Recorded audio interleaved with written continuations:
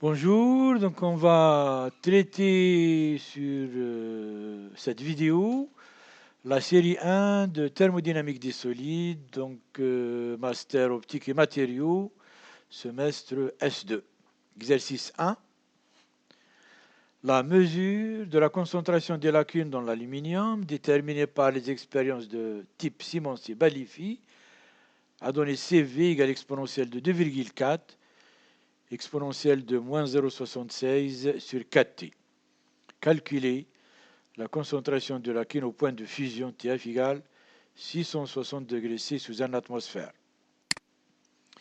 En fait, on a donc CV, la concentration des lacunes. On a trouvé la démonstration dans le cours égale exponentielle de moins delta G de formation sur 4T. Avec delta G de formation égale delta H de formation moins T delta S de formation. En remplaçant, donc on trouve, donc en développant plutôt, en remplaçant, on trouve CV égale exponentielle de delta S sur K, exponentielle de moins delta H de formation sur 4T. Et donc par identification, on voit que delta H de formation égale 0,76 électronvolts et delta H de formation sur K égale 2,4, soit donc delta H de formation égale 2,4 K. Pour calculer la concentration des lacunes au point de fusion 933,15, on remplace T par son expression ici, et K avec K donc égale 8,63 10-5 électronvolts par atome et par degré K. Ça nous fait CV, exponentielle de 2,4, exponentielle de moins 0,76 sur 8,63 10-5 fois 933,15. Ça nous fait donc CV au point de fusion égale environ 9 atomes lacunaires sur 10 000. Ça nous fait donc environ 1 atome lacunaire sur 1000. Donc sur 1000 atomes, il y a un inoccupé, un site inoccupé. Sur 1000 sites, il y en a un inoccupé. Une lacune sur 1000. Deuxièmement, une détermination expérimentale du volume de formation des lacunes dans l'aluminium a donné delta V de formation du volume égale 0,95 oméga, où oméga est le volume atomique. Calculer la valeur de la concentration des lacunes au point de fusion sous une pression de 10 kbar. On admettra que la concentration des lacunes est négligeable. L'aluminium est de structure cubique face centrée compacte de paramètre cristallin A égale 441 angstrom. En fait, deuxièmement, on a donc delta V de formation égale 0,95 oméga, avec oméga le volume atomique. Et donc, on doit calculer la concentration des lacunes sous une pression de 10 kbar. Donc, soit 10 puissance 4 atmosphères. 10 kbar, 10 fois 10 puissance 3, un bar c'est une atmosphère. 10 puissance 4, donc atmosphère. Soit donc une atmosphère ici 10 puissance 5 pascal, environ 10 puissance 9 pascal ici. On a delta H de formation des lacunes. On peut l'écrire sous la forme delta H égale delta U plus P delta V.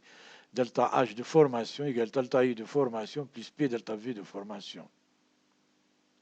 Or, delta H de formation des lacunes de P égale delta H de formation de P égale 0, P égale 0 plus P delta V de formation des lacunes. Donc, on considère que delta H de formation de P égale 0 est environ égal à delta H de formation de P égale 1 atmosphère. En fait, on peut montrer facilement que la variation d'une atmosphère de la pression n'influence presque pas la concentration des lacunes. D'où donc delta H de formation pour P égale 10 kbar égale delta H de formation pour une atmosphère plus P delta V de formation. Or, donc, on a delta H de formation de P égale 1 atmosphère, c'est 0,76 électronvolts. Et P delta V de formation, P, donc c'est 10 puissance 9 pascal, fois 0,425 oméga. Oméga, c'est le volume atomique. L'aluminium, c'est un métal de structure cubique face centrée, donc une maille. On a 4 atomes d'aluminium par maille. Donc un atome occupe un volume de A au cube. On suppose que la structure est compacte. Ça nous fait donc un atome occupe un volume de A au cube sur 4. A, c'est 441, donc 10 moins 10 mètres. Ça nous fait au cube. Ça nous fait au cube, 441 au cube, 10 moins 10 au cube sur 4, en mètres au cube. On trouve donc 17 752, 10 moins 30 mètres au cube. D'où P delta V de formation. P, c'est 10 puissance 9 fois 0,425 fois donc oméga. On trouve 16 865 10 moins 21 joules. Donc on va l'exprimer en électronvolts. Un électronvolt, c'est 1 6 10 moins 10 joules. On trouve que P delta V de formation égale 0,11 électronvolts. Ce qui fait delta H de formation égale delta H de formation de P égale 0. Le P égale en atmosphère, c'est 0,76 électronvolts plus 0,11, ça nous fait égal 0,427 électronvolts. Donc, d'où la concentration de la lacune à la pression de 10 kbar vaut exponentielle de 2,4, exponentielle de moins 0,427 sur 87 sur 4t. En remplaçant t par son expression et k par son expression, on trouve donc CV égale 2,2, 2,24 10 moins 4, soit 2,2 lacunes sur 10 000. 2,2 atomes lacunaires sur 10 000. Donc la concentration de lacunes sous une atmosphère rapportée à la concentration de lacunes sur 10 puissance 4 atmosphères vaut donc 4. Donc 4 fois la concentration des lacunes sous 10 puissance 4 atmosphères vaut la concentration de lacunes sous une atmosphère. Exercice 2. Donc la concentration des lacunes au voisinage de la surface d'un solide dépend de la forme de cette surface. Après avoir établi la relation existante, la concentration des lacunes et la courbure locale de la surface, on appliquera les résultats obtenus à l'étude de l'équilibre d'une cavité. Sous un petit cristal métallique de rayon ρ, contenant un atome, la formation de un lacune à T et P constant provoque une augmentation de volume du cristallite de 1 oméga, une augmentation de sa surface. Calculée en appelant H l'enthalpie de formation des lacunes, S la variation d'entropie de vibration par lacune introduite, et gamma S l'énergie superficielle, la variation d'énergie libre delta J du cristallite lorsqu'on crée un lacune. Voilà donc, on a un cristal métallique rayon ρ contenant un atome, grand N atome, et on suppose qu'il contient petit n lacune à température et pression constante. Donc on a n lacune et donc une augmentation de volume de 1 oméga. H étant l'enthalpie de formation d'une lacune et S l'entropie de formation d'une lacune. Gamma S, l'énergie de surface. Donc on doit calculer delta G total. Quand on crée une lacune, donc chaque lacune contribue par H moins TS, donc ça c'est la formation. Vous voulez delta G de formation d'une lacune, H moins TS. Ici on a N lacune, ça nous fait N, delta G de formation d'une lacune. NH de formation d'une lacune moins T, delta S de formation d'une lacune. Moins T delta S de configuration, le terme de configuration, plus le terme de la contribution de surface à l'énergie libre, à l'enthalpie libre. DGS, donc c'est la contribution des termes gamma S d sigma. Donc quand on crée une lacune, chaque lacune contribue par un terme gamma S d sigma. Donc on doit sommer tous les termes gamma S d sigma. On a n lacune, donc DGS égale sigma sur n égale 1 à n de gamma S d sigma. Donc DGS, le terme DGS, donc on va passer au lieu d'une sommation une intégrale.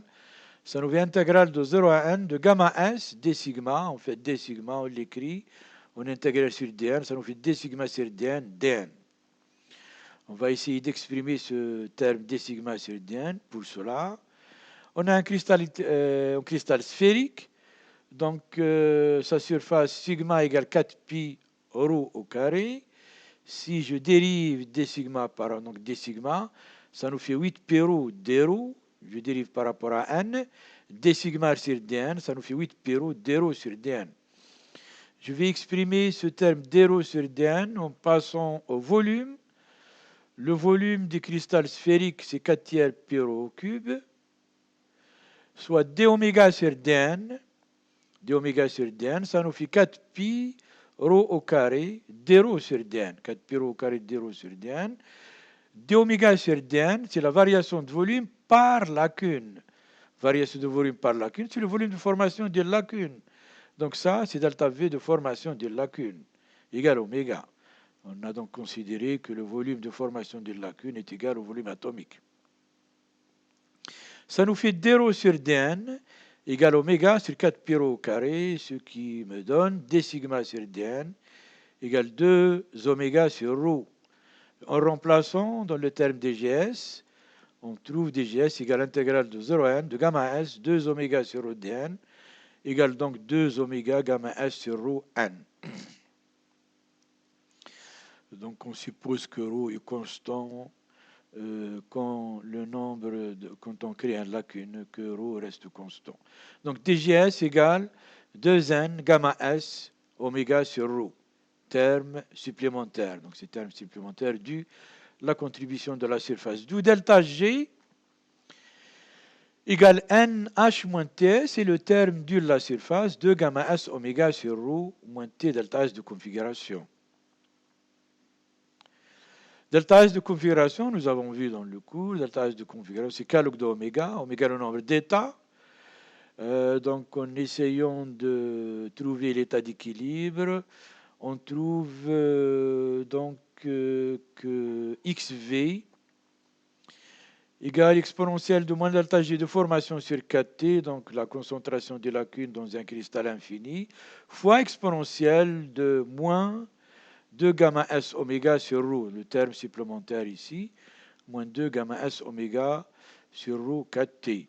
D'où donc la concentration des lacunes égale donc la concentration des lacunes dans un cristal infini fois exponent la contribution des termes de surface, exponent 2 gamma S oméga sur ρ 4T. Donc, soit cette concentration égale CV dans un cristal infini fois R. Donc, on appelle ce terme R variation relative. Donc, c'est la variation relative de la concentration des lacunes. En fait, CVE sur CV0. Donc, CVE sur CV0 égale exponentielle de moins 2 gamma H sur ρ 4T. Égale variation relative de la concentration des lacunes. Donc, voilà. Voilà, donc, on nous demande, on déduit la concentration des lacunes à l'équilibre pour le cristallite, montrer qu'elle est de la forme, donc on a déjà répondu à cette question, avec C0 la concentration d'équilibre dans un cristal de grande dimension. Deuxièmement, calcule la variation relative de la concentration d'équilibre des lacunes pour les cristallites de rayon ρA égale 0,1 micromètre et ρ2 égale 100 angstrom. Donc on va répondre à ces questions-là. Deuxièmement,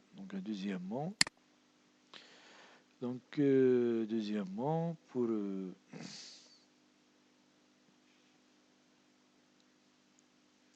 deuxièmement, donc on a CVE sur CV0 égale exponentielle de moins 2 gamma S oméga sur ρ 4T. C'est la variation relative de la concentration des lacunes. Pour ρ1 égale 0 micromètre, donc ρ1 égale 0,1 micromètre, ça nous fait 0,1 10 moins 6 mètres égale 10 moins 7 mètres. Donc, et on a aussi, donc voilà le ρ1, il nous faut oméga, il nous faut gamma S. Gamma S égale 500 erg par centimètre carré. On va donc la convertir en joules par mètre carré, on trouve que gamma S vaut 0,5 joules par mètre carré. Et donc, on peut aussi la convertir en électron-volt, sachant qu'un électron-volt égale 1,610 moins 19 joules. Ça nous fait donc, tout calcul fait, donc on trouve le terme 2 gamma S oméga sur rho 4T égale 2 fois 0,5, 10 moins 29, là on l'a laissé en joules, c'est 10 moins 7. Ça c'est le cas, 8,63 10 moins 5 fois 1,6 10 moins 19 fois 1200. Ça nous fait donc R de rho 1 égale, donc la concentration relative des lacunes pour un rayon rho 1 égale 0,994. Et pour rho 2 égale 100 angstrom, on trouve donc angstrom 10 moins 8 mètres. On trouve 0,941. 0,941. 0,941. Troisième question. Dans la troisième question, en fait, on nous demande de faire la même chose qu'en deuxièmement, à condition de considérer, au lieu que c'est le cristal qui a un volume sphérique, c'est plutôt une sphère vide, une cavité sphérique à l'intérieur d'un solide de dimension infinie. Ici donc, quand on va créer une lacune, on aura tendance à fermer la cavité. On a tendance à fermer la cavité. Donc on va prendre un atome de la masse et le mettre à l'intérieur. Ici, on a tendance à fermer la cavité. Donc la contribution de la surface, on aura donc une surface qui va plutôt diminuer. Donc ce serait plutôt moins. Au lieu que ce soit plus un terme plus, on aura un terme moins. On revient ici. Donc le terme de contribution de la surface, là, au lieu que ce soit 2n oméga S oméga sur ρ, ça va être moins 2n gamma S oméga sur ρ. Moins 2n gamma S oméga sur ρ. Et quand on calcule la concentration des lacunes, on trouve plutôt une relation, bien sûr, CV égale CV0, exponentielle ici de plus 2 gamma S oméga sur rho 4T. Plus, ici plus, au lieu que c'est moins, puisqu'on aura tendance à fermer la cavité, à diminuer le volume, donc à diminuer la surface. Donc on aura X concentration des lacunes égale concentration des lacunes dans un cristal infini exponentiel de 2 gamma S oméga sur rho 4T. Le calcul se fait de la même manière pour rho 1 et rho 2. Merci donc pour votre attention. Prochaine vidéo, on en parlera de la série